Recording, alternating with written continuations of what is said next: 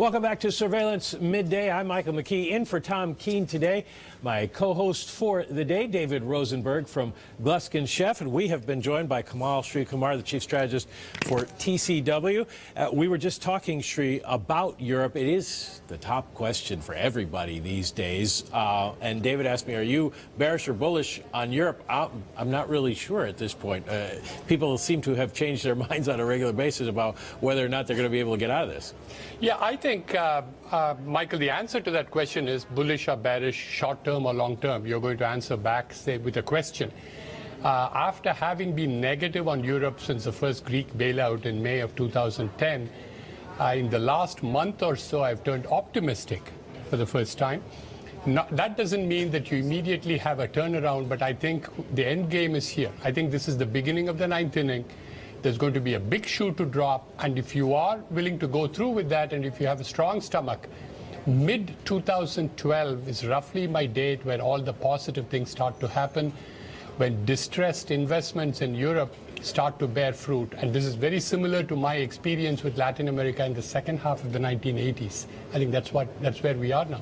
Well, when do the markets start to show? You brought along a chart of spreads there, just show that investors still don't think anything is on the immediate horizon. Absolutely. I don't think the spreads are ready to show that yet. And even today, for instance, the French spread over Germany went below 100 basis points for the first time in several weeks. I don't believe it's permanent. I think it's all because of yesterday's liquidity creation move. The permanent reduction in yield is going to come with through one of two different paths, maybe a combination. One is a debt reduction for many of these countries, which means they are going to be able to service the debt in the future. Second point, Michael, is significantly more money creation by the European Central Bank. Mr. Draghi happened to indicate that. He was doing a trade for fiscal austerity, fiscal discipline, for more money creation on his part, unsterilized money creation. So those are the two ways, and once they are done, the spreads start to come down. Now that's very interesting. So Draghi's already indicated that he'd be willing to embark on quantitative easing? There is a statement today, he doesn't say quantitative easing, but the indication is that there could be a first signs of money creation, unsterilized, meaning not what we saw earlier this week, David, when they could not sterilize it and banks could not afford to give that cash back. The suggestion seems to be the beginning of a suggestion anyway, that he might do that in exchange for fiscal austerity.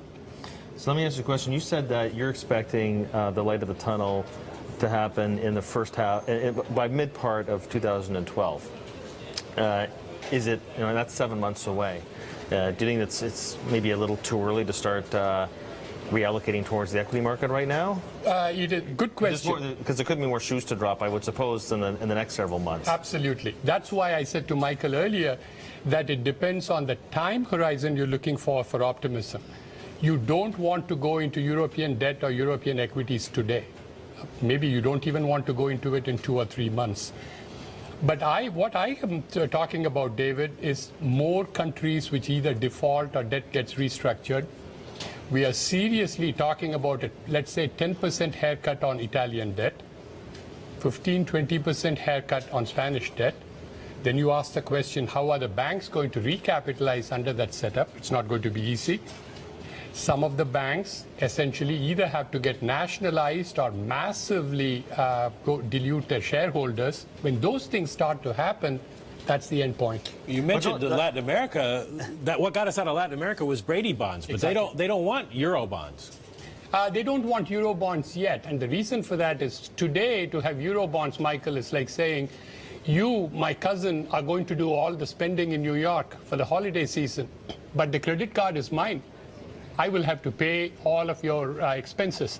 That's what is Germany's position. So in order to have I call them Eurozone bonds rather than Euro bonds, to indicate that it is a region-wide bond. In order for that to really work, you need to have Germany be satisfied that there is fiscal discipline on the other side.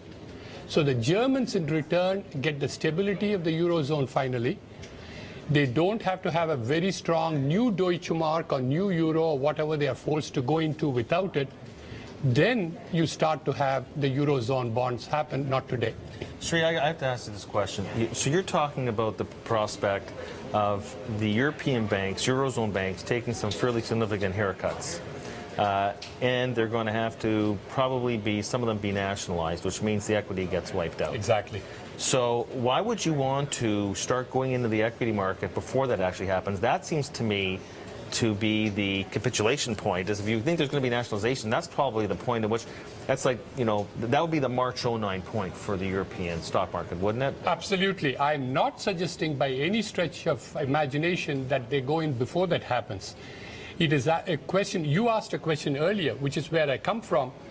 Okay, is it too short a period of time to look at light at the end of the tunnel in the next 7 months? And the answer is that it's not too short, but you need to have those nationalizations and the haircuts take place and the success or failure of recapitalization before you go into those banks. David, so I agree with you. It's not before, but it's after. Do you think we can if we got something out of the European leaders, is the announcement effect enough? Because it's going to take a long time to put anything into practice. Well, what happens is, and in some cases there might have to be, if you're changing treaties, that might have to go through 17 different parliaments. But I guess what would happen is that if the ECB was convinced that whatever fiscal package was agreed to, or if, say it is a common Eurozone bond, or some fiscal package that has teeth that the ECB has confidence in, then in the interim till it gets passed, they would take on that role of lender of last resort for the sovereigns. And of course that would have positive implications, I guess, for the banking system.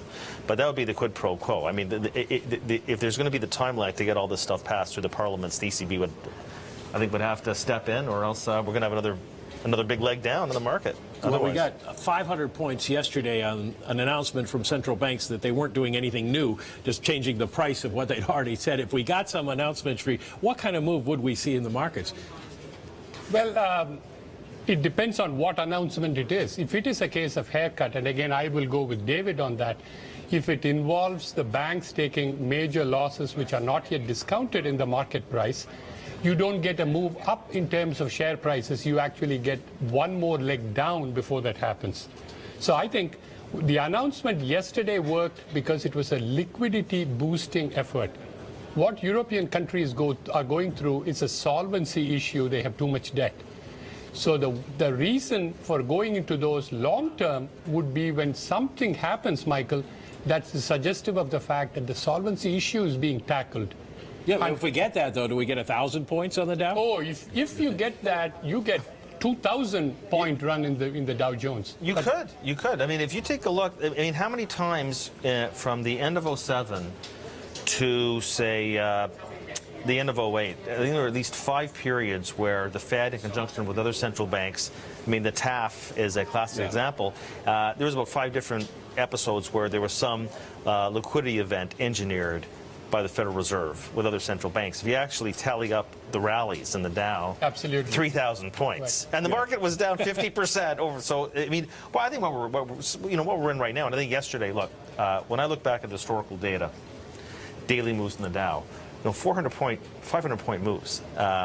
That doesn't normally happen in a bull market. That's actually more characteristic of the move you'll get in a bear market than a bull market. How ironic is that? It just shows how manically volatile this market is. That's what we're in right now, is the meat grinder. It is manically. I think we are talking, again, as David says, that liquidity-related measures can cause more increases, but they're not sustainable. They have to come down until you have a solvency resolving issue. Everybody wants to drink the liquidity. Both of these gentlemen will be